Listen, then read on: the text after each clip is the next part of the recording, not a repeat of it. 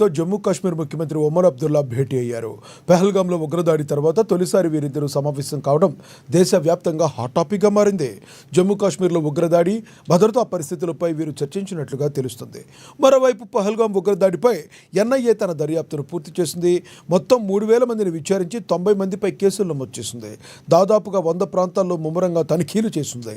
ఆదివారం కేంద్ర హోంశాఖకు ఎన్ఐఏ దర్యాప్తు నివేదికను సమర్పించబోతుంది.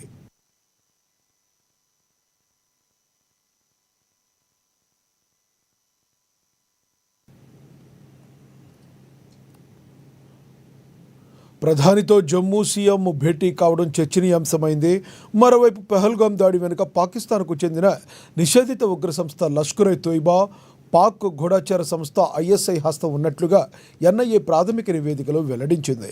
లష్కర్-ఏ-తోయిబా ఉగ్రవాదులే ఈ దాడికి పాల్పడినట్లుగా తెలిపింది.